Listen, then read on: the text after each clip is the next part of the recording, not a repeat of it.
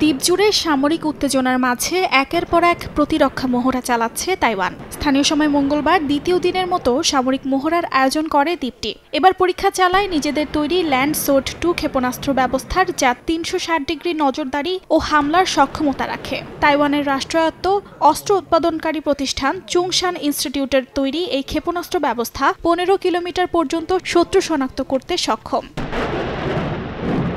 মাঠ পর্যায়ে এই সফল পরীক্ষা তাইওয়ানের প্রতিরক্ষা প্রস্তুতিকে এক ধাপ এগিয়ে নিল বলে জানায় প্রতিরক্ষা মন্ত্রণালয়। বাস্তব হুমকির মুখে শান্ত ও সুনিয়ন্ত্রিত থেকে জবাব দেওয়ার জন্য নিয়মিত প্রশিক্ষণই দ্বীপটির প্রধান লক্ষ্য, জানায় প্রতিরক্ষা মন্ত্রণালয়ের এক কর্মকর্তা। এই অনুশীলনে আমরা প্রতিটি প্রক্রিয়া ও কৌশলগত মহড়া অত্যন্ত নিখুঁতভাবে সম্পন্ন করেছি। আমাদের লক্ষ্য হলো কঠোর ও ধারাবাহিক প্রশিক্ষণের মাধ্যমে আমাদের সদস্যরা যেন বাস্তব হুমকির মুখোমুখি হয়েও শান্ত আত্মবিশ্বাসী থাকতে পারে।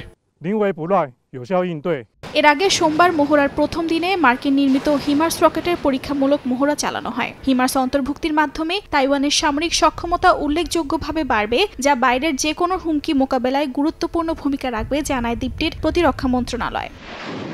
অর্জিতা সোহেজিন, সময় সংবাদ।